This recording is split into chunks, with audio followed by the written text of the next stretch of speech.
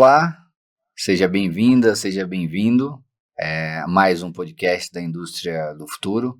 Aqui conversamos sobre tendências e inovações que tornam a indústria brasileira mais eficiente. Eu sou o Igor Santiago, CEO da eSystems. Ao meu lado tenho o Rafael Bocaletti, Head Comercial, e temos um convidado interessantíssimo aqui, o Vitor, líder de energia na CSN, uma gigante industrial que vem tornando a energia, o consumo, como um diferencial competitivo. Vitor, pode compartilhar conosco como foi essa jornada para chegar a essa liderança da área de energia nessa gigante industrial que é a CSN? Bom, pessoal, obrigado pelo menos do convite. Em relação, quando a gente fala de trajetória, é muito louco a gente voltar assim, à retrospectiva, mas eu sou natural de Florianópolis, né, Santa Catarina, né, sou formado na Federal de Santa Catarina em Engenharia Elétrica. Então, de lá para cá, assim, eu testei de tudo na vida, né, desde desenvolvimento de software até trabalhar em distribuidora, trabalhei, né, em startup voltada à medição, tive contato com energia, até óleo e gás, e em Macaé já tive o contato também. Então, é muito interessante a gente ver isso. Mas o ponto-chave foi quando eu entrei numa grande indústria, no setor superenergético, pelo um programa de trainee. Lá eu tive os primeiros contatos relacionados a o que é processo industrial, o que são os benefícios relacionados a consumo de energia eficiente. E de lá para cá, eu acho que foi um aprendizado muito grande quando a gente trata de formações relacionadas ao desenvolvimento de tecnologia voltada à gestão de processos. Porque um mundo que mudou a minha forma de ver e que eu consegui trazer muito capital político, muito capital relacionado a grandes investimentos e mudança de cultura dentro da empresa, foi através até de um MBA que eu comecei de automação industrial, onde trouxe a capacidade de provocar também, né, relações aqui de como que era feito e sempre foi feito. E a gente começar a duvidar dos números que eram postos à mesa, né? Então, um ponto assim super cômico, assim, eu já trazia relatórios industriais, né, que a gente tinha recebimento desse tipo de coisa, e começava a duvidar de saber como é que o número chegava lá. Você percebia que era uma fragilidade tremenda, e a questão é assim, você não consegue atuar onde você não mede, né? Então, esse era o grande mantra ali que eu trouxe e conseguiu abrir portas, né? E de lá para cá, foi ganhando meu espaço, né? Eu acho que teve grandes referências para mim, onde a gente acabou conversando anteriormente, né? O Carlos Camanovici, o Zé Carlos Teixeira foram grandes patrocinadores em relação à minha carreira lá dentro também. E ao qual depois eu tive um convite de assumir uma coordenação e posteriormente uma gerência dentro da própria Odebrecht, né, no caso ali da Ativos, voltada à comercialização de energia. Então, porque eu conseguia defender os projetos no âmbito comercial regulatório e não somente do aspecto de processo, né? Você via energia como negócio. Acho que esse era o grande sacada, né? Porque a dificuldade da gente aprovar projetos voltados a consumo de energia sempre é uma dificuldade se você não tem a visão macro, né? Que é o negócio de energia e como ela pode ser rentável. Da porta para fora, né? Exatamente. Então, lá para mim foi uma abertura assim, muito grande, onde dentro da área de energia em São Paulo eu conseguia ter atuação e conseguia ter como se fosse sponsor de algumas atitudes e projetos e cultura, né, em relação a consumo eficiente de energia e maximizar a geração de energia e resultado. Então, assim, essa foi uma trajetória, obviamente que de forma muito resumida, mas que me trouxe uma possibilidade aqui de assumir um convite que o meu antigo diretor fez para assumir a gerência de energia dentro da CSN. E de lá para cá, acho que os 4 anos que eu estou na CSN parecem mais 30, né? Então, assim, o que eu vivi em 4 anos dentro da Companhia Siderúrgica Nacional, eu não viveria em nenhum outro lugar em tão pouco tempo. Então, assim, foi muito intenso e muito proveitoso, né? Que a gente vai poder abordar ao longo do episódio. Muito bem, Vitor. Primeiro, parabéns pela trajetória. E acho que você comentou um negócio interessante, acho que uma das grandes alavancas da carreira foi conhecer ter uma visão mais holística do mercado que você trabalha. Eu não só olhar do ponto de vista de eficiência energética, como eu consigo gerar mais energia ou consumindo menos vapor ou combustível, mas também entender o mercado regulatório que acontece da porta para fora. Isso geralmente é um desafio na hora de transformar a energia numa competitividade para a indústria. Do seu ponto de vista, quais são os gargalos que a indústria enfrenta na hora de ter a geração de energia como um diferencial competitivo? É engraçado essa pergunta, né? Porque eu estava conversando com outro investidor hoje, né? E a gente sempre cai naquela linha de que energia é um subproduto. Eu assim, putz, aí começa a esquentar, espumar o sangue, né? Porque eu assim, não, pelo amor de Deus, energia não é um subproduto, né? Energia é um negócio, é linha fim. Né? A unidade é bio, né? Que o pessoal gosta de chamar de business unit, mas quanto mais rápido a gente perceber isso, mais rápido a gente consegue destravar valor, né, em algumas ações, né. Um dos pontos chaves, eu acredito, primeiro é você ter essa visão generalista, você conseguir ver a questão de exposição ao mercado, como é que você conseguiria garantir esse tipo de resultado para dentro da companhia de uma forma que não ficasse só na questão de redução de custo. Acho que essa é a primeira grande sacada. E a questão de você não competir em relação a grandes investimentos que são o core do negócio, né? Então, você ter saídas, de você ter projetos pilotos, você ter CAPEX que seja autofinanciável, você ter questões de projetos que não compitam com o mesmo bolso, né? Isso traz uma forma muito mais palatável da gente aprovar investimentos e começar a endereçar uma questão de eficiência energética dentro do negócio. É engraçado isso, porque quando eu sempre tive essa visão muito voltada à indústria, muito voltada a processo, para redução de consumo, maximizar a geração, olhar muito no detalhe as coisas, né? E eu estava no corporativo onde era comercialização de energia, né? Basicamente o cara está voltado a, assim, pô, eu pego o resultado do que é previsto na usina, me gerou essa energia, eu vou lá comercializar e fazer o máximo que eu consigo comercialmente falando, né? E eu olhava muito para dentro, porteira para dentro, né? Qual que é o planejamento? Como é que você está prevendo você gerar energia? Ou você tem uma grande parada? Vamos monetizar essa parada, de repente você para, empurra 2 meses para frente que você consegue parar onde o preço da energia está muito mais caro, e você rentabiliza isso para dentro do negócio. Coisas tão simples quanto, né, que uma questão de planejamento prévio, isso traz. E é engraçado, assim, um colega meu estava montando a mesa de energia, né, e contratou uma consultoria, me consultou lá, assim, poxa, como é que você desenha a sua área aí de energia, né? Poxa, a gente tem a mesa de comercialização, a gente tem a visão disso, tem a planejamento e back-office, trabalha com SOIP, né? Parte de planejamento e tal. E tem um braço que eu estou desenvolvendo, né, de eficiência energética, né? Voltado a o consumo eficiente, maximização de resultado de geração dentro das plantas. Ah, mas isso é por causa que o seu cunho, o seu perfil é assim, não precisa assim. Imagina, isso aqui é core da mesa de energia de São Paulo, né?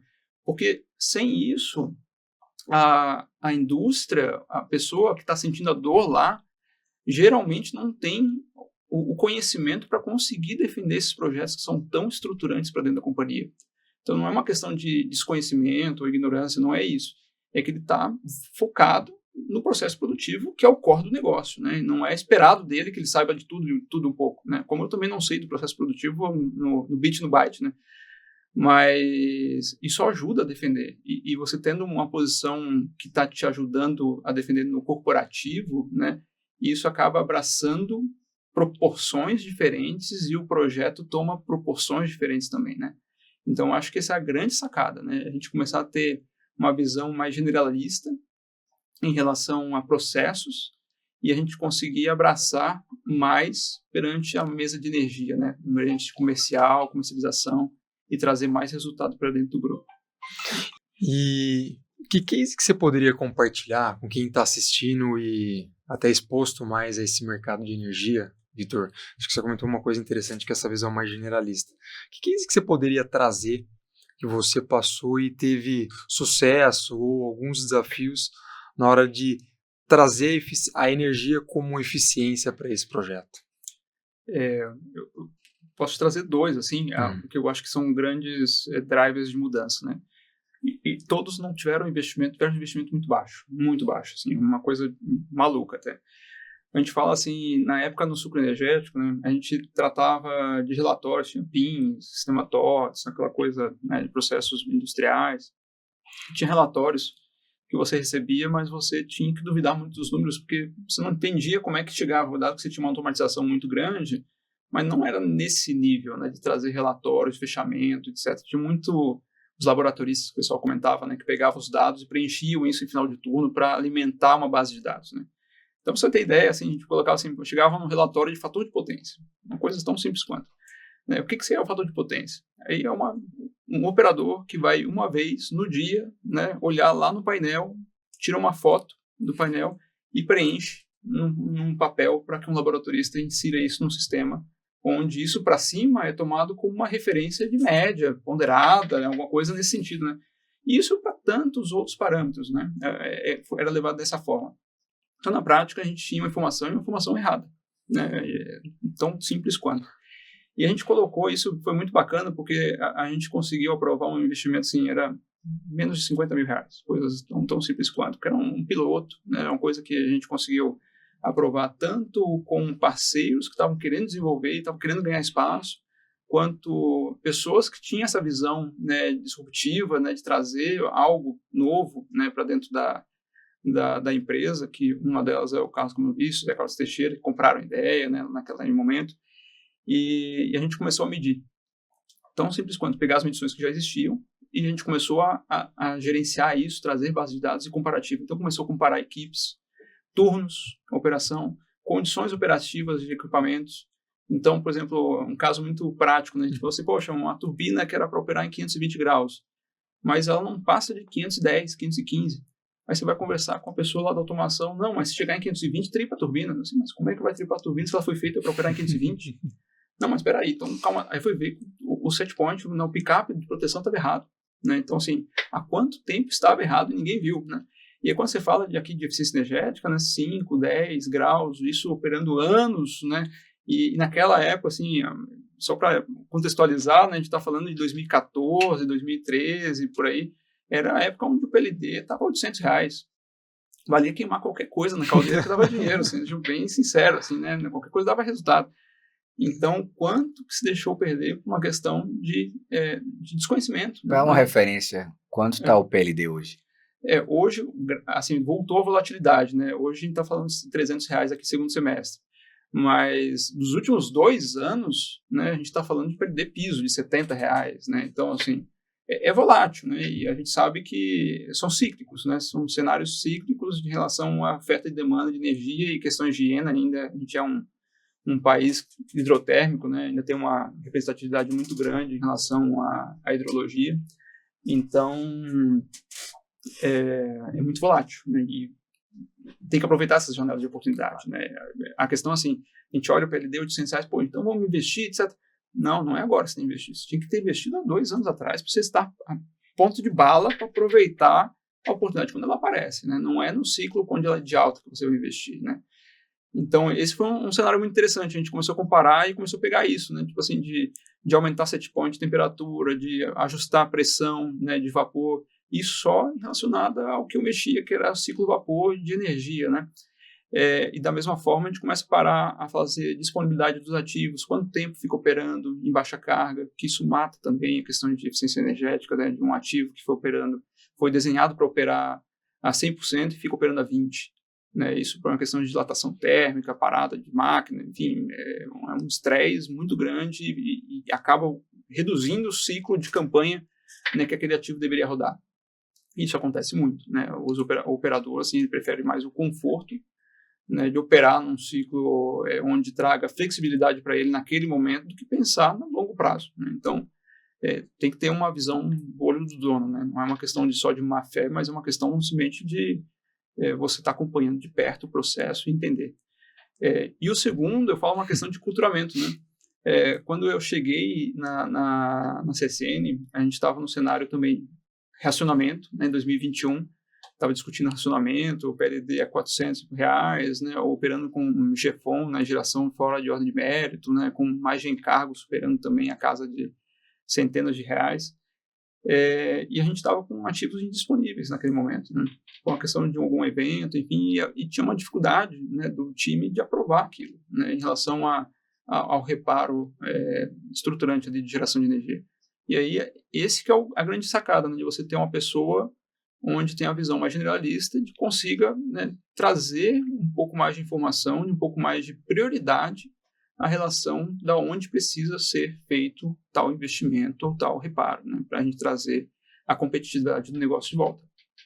Então, esses dois eu acho que são legais, assim, né, porque quando a gente fala dentro da CSN, a gente está falando de um grupo que investiu bilhões de reais pensando em ativos de geração de energia para sustentar seus negócios, né, para prover energia de uma forma competitiva, com previsibilidade de custo, com blindagem de cargos, dado que a gente está falando de um segmento de autoprodução, dado que eu gero a própria energia que eu consumo, e é uma indústria de base, de commodity, né? Então, a questão de você ter esse controle muito robusto dentro da sua margem de custo é muito importante, né? E você não pode falar da energia de como é que ela chega para você, né? Porque você chega a uma energia barata porque você investiu bilhões de reais para ter essa energia barata, né? Então, não é que ela valha esse preço, né? Então, é uma questão de visão holística de mercado. Isso traz agilidade, traz prioridade para onde tem que ser endereçado o investimento. Você trouxe alguns aspectos interessantes. Um deles que você comentou foi o aculturamento. E mais cedo você disse que, do seu ponto de vista, a energia não é um subproduto e não deveria ser tratado dessa forma.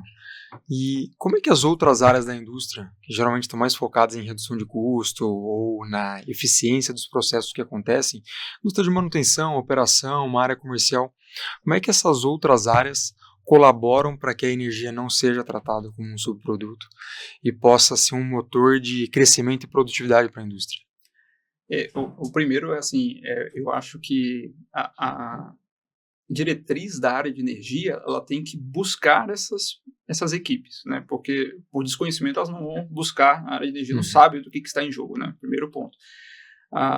Eu trago muito isso dentro da minha equipe, da gente trazer, desde a implementação de um SOP bem robusto em relação a endereçar essas programações de uma forma que tragam previsibilidade em relação à minha tomada de decisão de uma venda, de uma posição de venda de energia, de repente monetizar uma parada, trazer programas regulatórios que tragam resultado em decorrência de uma manutenção bem planejada, né? Por exemplo, resposta de demanda era um deles, né? Em 2021 a gente conseguiu operar o resposta de demanda com geração interna, né? Então, um aculturamento de falar assim, cara, ó, tem coisa, né, tem grana no jogo aqui, no âmbito regulatório, que sozinho você não consegue enxergar.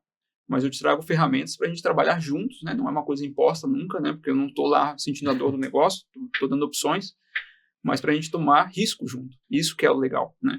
Então, por exemplo, em 2021 a gente trouxe junto com a operação, o time de manutenção e trazendo todas as nossas limitações naquele momento, mas a gente conseguiu participar de bids em relação à resposta de demanda para gerar com gás natural, né? Então, eu ofertava questões aqui de redução de demanda com geração de energia interna da minha planta, né?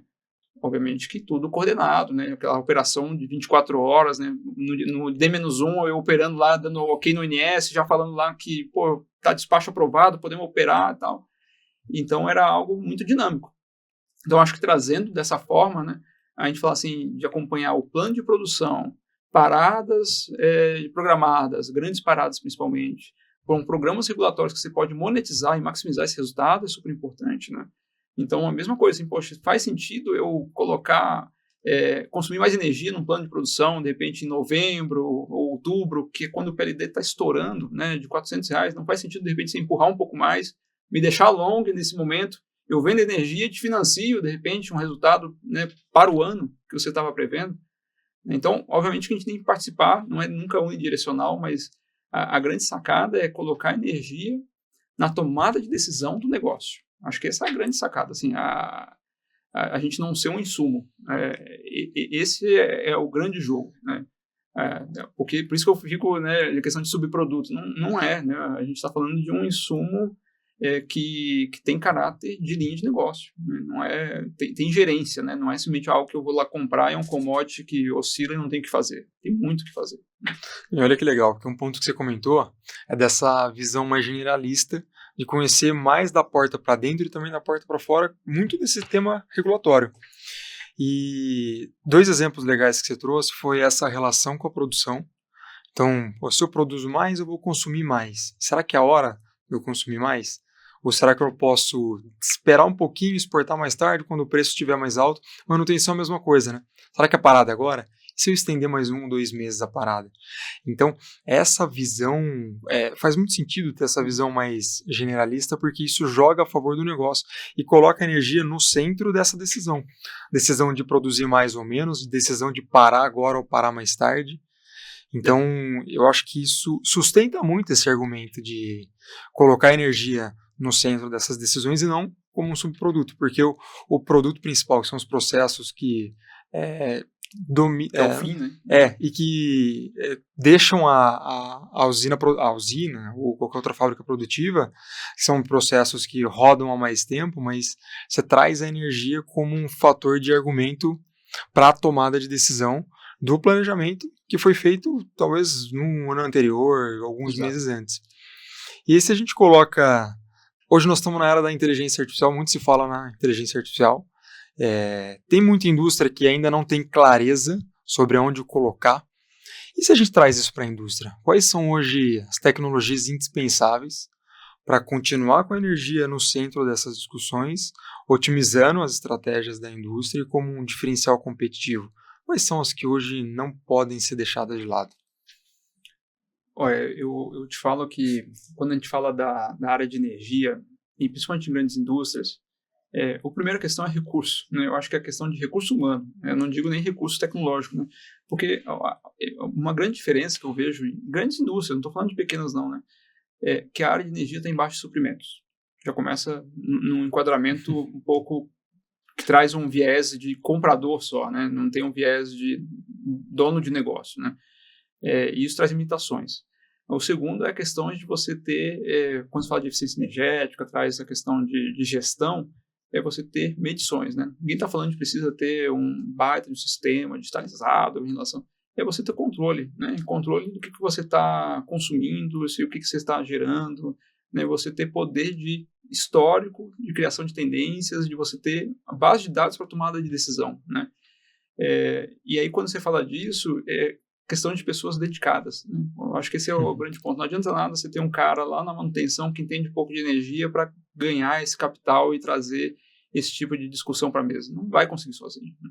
Quando você tem uma pessoa dedicada, um time dedicado, você traz isso com mais força, né? Então, eu vejo muito a questão, por exemplo, o pessoal falando de medições, de IoT, em relação a machine learning, de controle de processo. Eu falo assim, isso aí tudo ajuda, acrescenta, né, resolve muitas vezes os problemas, mas o gargalo não está aí, né? O gargalo está um pouco antes, né, um pouco de aculturamento mesmo, né?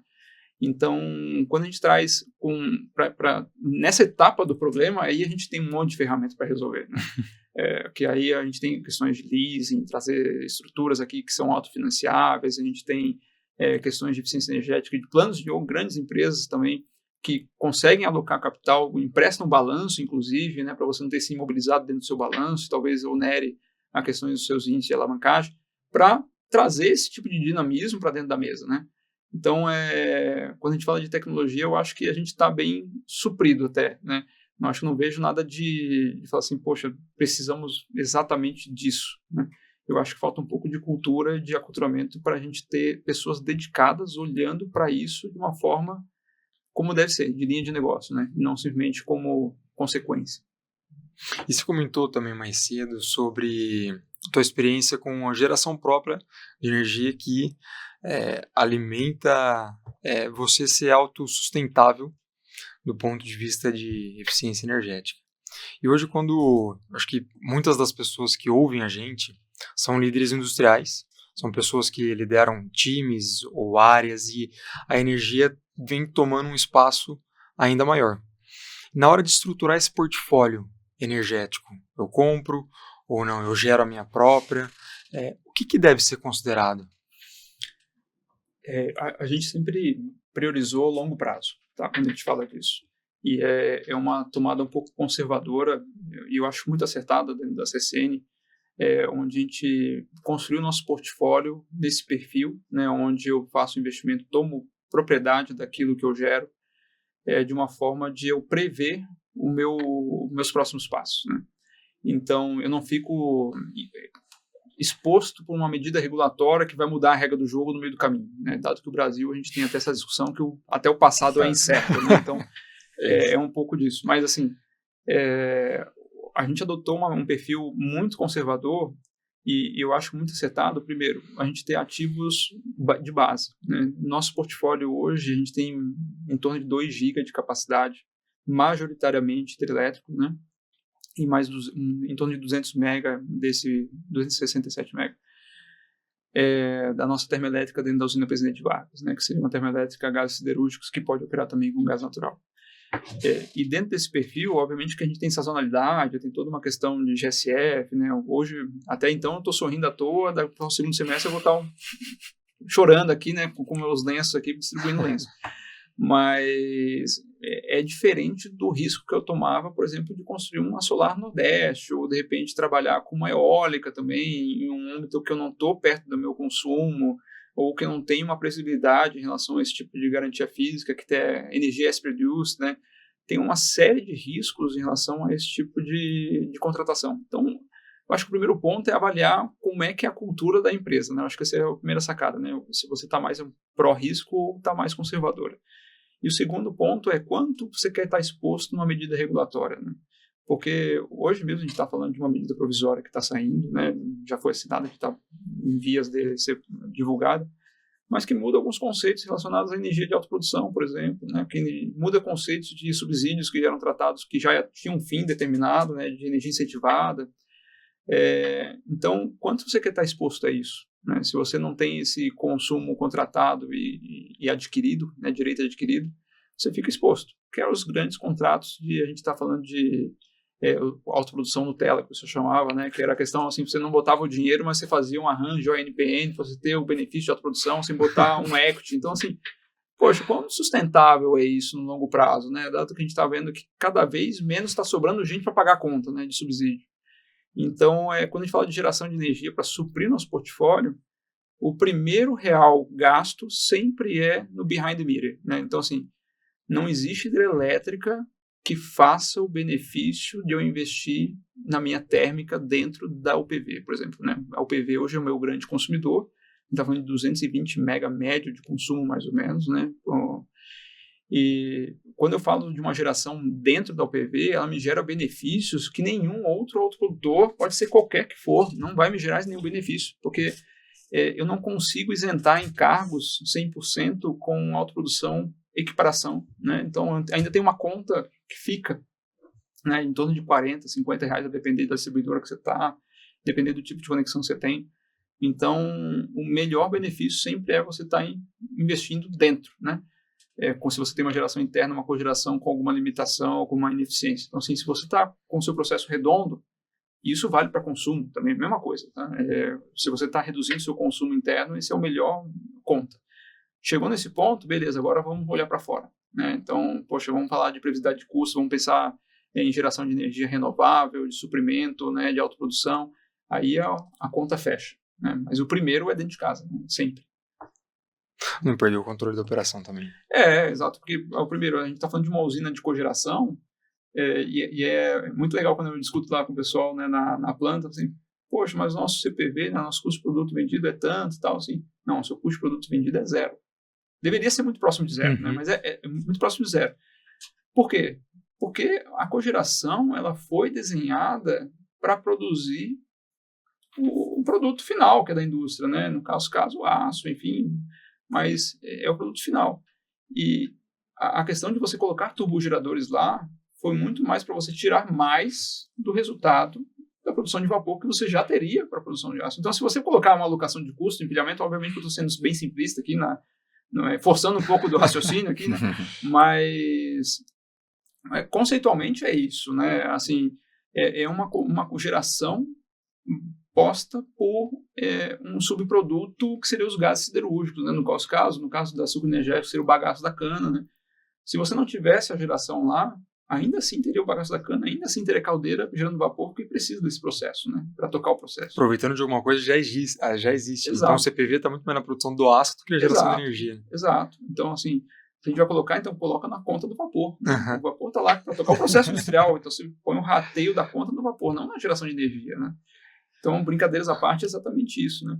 A gente saber que, poxa, o investimento lá não tem o OPEX de qualquer hidrelétrica, qualquer eólica, amortizada, depreciada, não vai pagar, né? É o melhor benefício investir dentro de casa. E não tem como falar de geração de energia sem falar de greenfield. E aí, acho que vale a gente trazer um pouco para o aspecto prático. Acho, primeiro, para quem não está acostumado com esse termo, o que é greenfield? E segundo, você pode compartilhar algum projeto greenfield ou M&A que você participou e mudou o jogo dentro da indústria? Eu brinco, nosso antigo diretor, que era o Rogério Pizeta, quando ele me fez o convite para assumir a gerência dentro da CSN, eu falo assim, você está me vendendo o sonho, né? Me vendendo o sonho. E aí, ao longo do processo, eu falo assim, você está me cumprindo o sonho por enquanto, né? Mas falta assinar, né? E foi realmente, assim, por isso que eu falo que os 4 anos que eu vivi dentro da CSN foram muito intensos, né? Desde 2021 para 2022, a gente falava de M&A, de aquisições, porque o plano da organização era crescimento de energia como linha de negócio. Então, assim, não pode ser, porque a gente tinha 2 participações minoritárias em 2 empreendimentos hidrelétricos, e com isso a gente cresceu, falando de M&A pra caramba, né, durante 2021 inteiro, e inclusive dos investimentos dentro da própria usina Presidente Vargas, enfim, revitalizando e trazendo algum tipo de recuperação ali para geração de energia, eficiência energética, para trazer essas discussões. Mas a gente olhou o Greenfield, olhamos o Greenfield, enfim, construir do zero, né, um Brownfield que seja uma ampliação de algo que já existe, e aquisições que não sejam orgânicas, né, que sejam aquisições de M&As. E a gente optou por M&A em relação a projetos mais maduros, né? Então, a gente pegou projetos que já estavam sendo ofertados ao mercado. A gente comprou 2 PCHs da Ilera lá em 2022, fechou esse negócio. E PCHs, assim, super eficiente. A gente está falando de um PCH de 30 MB lá em Sacre, Mato Grosso, em Brasnorte. 30 MB que gera 29,5, 24 horas por dia, 7 dias por semana, 365 dias por ano. Então, assim, é um negócio, um reloginho suíço, né? Então, uma energia incentivada, então, assim, super, casa muito bem com o nosso portfólio, né? A gente tem um perfil muito, muito interessante, dado o consumo intensivo que a gente tem de energia. Posteriormente, a gente comprou a Quebra-Queixo, na usina lá em Santa Catarina também, da Ibitu, antiga Queiroz Galvão Energia, né? Também ficou debaixo da mineração. E, posteriormente, no final, acho que foi outubro de 2022, a gente participou e arrematou a CE Geração no Rio Grande do Sul, comprando a parcela do Estado e posteriormente também a parcela da Eletrobras, né, onde a gente assumiu 100% da companhia. Né, então a gente está falando de uma geração aqui de 2 GB que cresceu em um ano e meio. Né, exterior, quando você olha para o exterior, assim, parece que foi 1 ano, né, mas a gente estava com mais de 2 anos discutindo sobre. Né. Então é algo que a gente construiu e foi muito uma mudança de chave, porque antes da minha chegada, da chegada da equipe como um todo, a gente tinha uma participação minoritária e reativa, né? A gente não tinha uma atribuição de olhar tecnicamente, de participar da operação, de estar envolvido com os aspectos de investimento, né? De estar ativamente ali perseguindo um ponto ótimo da operação do ativo, né? A gente estava minoritário, obviamente, participando dos conselhos técnicos, mas de uma forma muito passiva. A partir do momento que a gente adquiriu os ativos e a operação ficou com a gente, o negócio tomou uma proporção completamente diferente, né? Então, a gente acaba assumindo um risco que antes não era tomado e precisava ter um conhecimento e adentrar dentro dos processos de uma forma muito mais robusta. Então, a gente cresceu dessa forma, trazendo energia como uma área de negócio, né? Então, realmente trouxe, em vez de ser simplesmente um suprimento, né?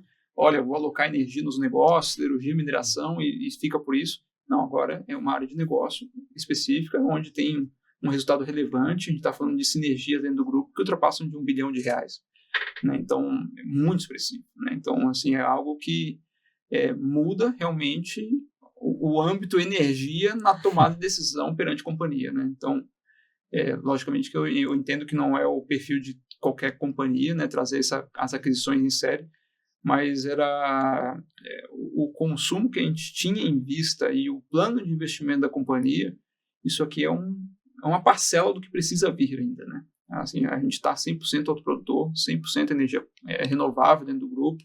Assumimos alguns pontos, assim, são de grande orgulho de falar isso, porque foi com muito suor, assim, a gente discutindo esse perfil de investimento, defendendo esses investimentos perante o comitê, avaliando alternativas com o jurídico e tratando desses SPAs, enfim, né? Então, e hoje a gente tem uma sinergia muito elevada dentro do grupo, né, em relação aos ativos que a gente adquiriu, tanto as aquisições que teve de cimentos, da própria LafargeHolcim, que veio ativos de geração junto, esses ativos que ficou debaixo da mineração, debaixo de cimentos também, e com a CE a gente centraliza tudo como uma grande plataforma de energia para suprir negócios para o grupo, logicamente, onde está a grande sinergia, né, e a gente consegue capturar todos os benefícios da produção de energia renovável, mas também trazendo como um player relevante no mercado livre de energia para liquidar isso em contratos, né? Então é algo que realmente mudou um pouco a cara de energia. E assim, dado o plano de investimento que tem dentro do grupo, essa plataforma é pouco, né? A gente está num âmbito que fala assim, poxa, lá em 2030 essa boca do jacaré vai abrir de novo, né? E vou precisar de mais. Então a gente Você se preparar desde já também. E é uma tomada de decisão que eu tenho que tomar 4 anos para trás, né? Porque, e além do que, a gente tem as questões de subsídios que estão acabando, então as outorgas estão acabando, né? Que são viáveis para você ter esses benefícios de energia incentivada. Então, assim, toda uma tomada de decisão, né? Que precisa ser avaliada de qual caminho vai seguir. Isso não é um desafio só CSN, né? É um desafio, acho que, de toda a grande indústria, né? De avaliar como é que é o seu perfil de geração e dado tantas indefinições que a gente tem no âmbito regulatório e no âmbito até macroeconômico, né, do país, para você conseguir alocar o capital da forma mais correta, né? Muito impressionante essa jornada da CSN em viabilizar a energia como um diferencial competitivo do negócio.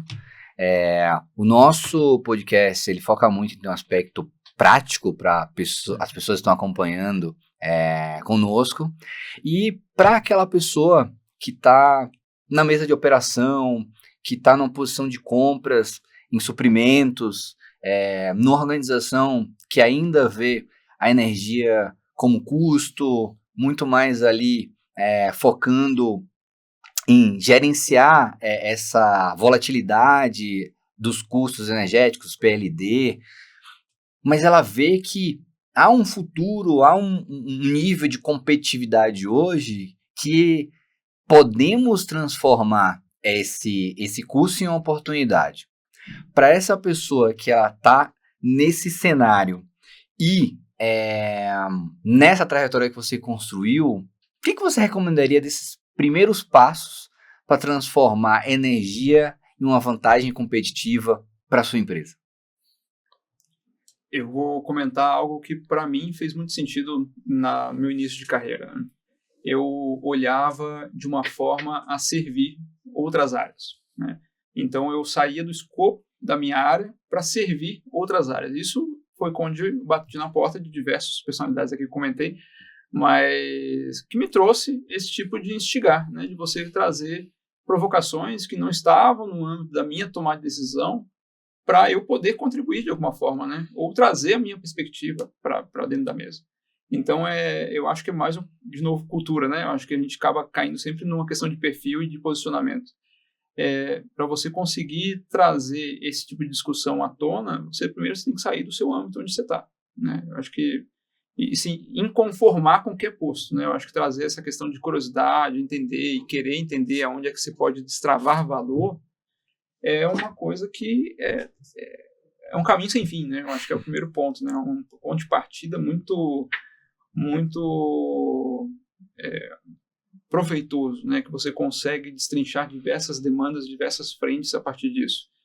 Então, eu diria que é só uma questão de posicionamento, eu não diria uma questão, assim, muitas vezes o pessoal discute, me falta investimento, me falta capital, me falta recurso. Obviamente que isso aí trava mesmo, né? A gente acaba ficando, muitas vezes, recluso, né? Num âmbito de tomar de decisão, mas se você está numa indústria onde tem pessoas, né, que têm essa capacidade de tomar decisão, ou tem grupos de trabalho, onde avaliam, por exemplo, desde uma trajetória Lean, né, desde uma trajetória de eficiência de processos, não seja nem industrial, mas você traga o âmbito energia para a mesa, começa a virar um insumo, uma semente de partida, né, para uma tomada de decisão e discussão sobre o tema, né? E aí, com isso, você começa a trazer questões assim, do âmbito comercial, regulatório para a mesa, começa a discutir outras questões que podem destravar o valor, né? Então, eu acho que é muito mais questão de posicionamento, né? Não sei se seria o ponto desejado da conversa, mas eu acho que é muito uma questão de posicionamento e cultura. Tem a parte de perfil, tem a parte de buscar essa parceria com as outras áreas, e gostaria de retomar aqui um ponto que você trouxe no início, que é, essa pessoa que está se colocando como agente de mudança, ela tem que entender muito bem qual é o perfil de risco que a sua empresa quer tomar.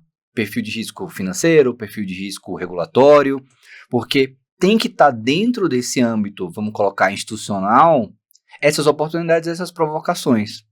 Não adianta ser descasado, porque aí provavelmente vai gerar frustração, e caso um plano ela saia, de certa forma, no âmbito de risco desejado, isso pode gerar um atraso importante nesse tipo de iniciativa na empresa.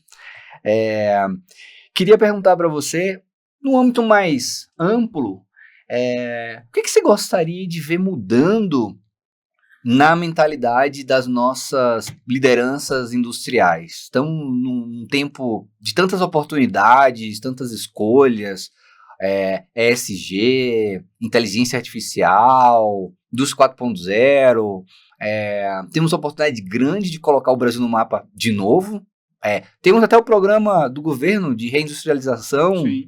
Então, mas os grandes agentes são as pessoas. Então, o que você gostaria de ver de mudança no mindset das lideranças industriais nos próximos anos?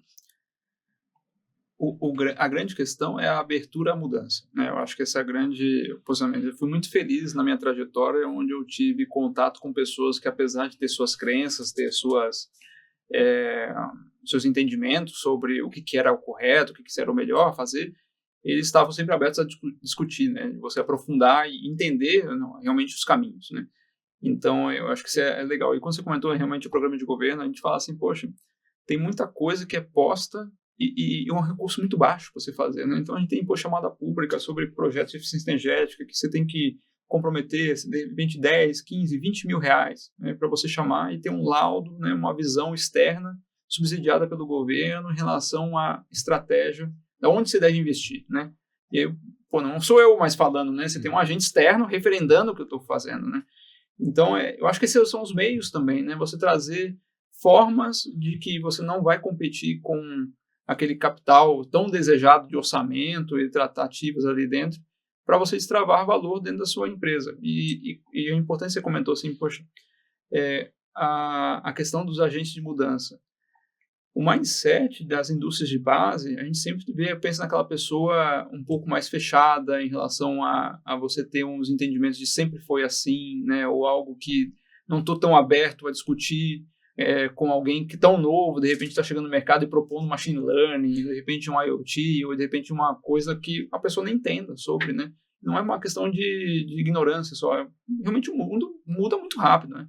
Hoje eu vejo, né, estagiários meus mexendo com Python, etc., que na minha época não tinha, né? E hoje, para mim, eu tenho dificuldade até para tratar, né? Questões da velocidade que a tecnologia está avançando.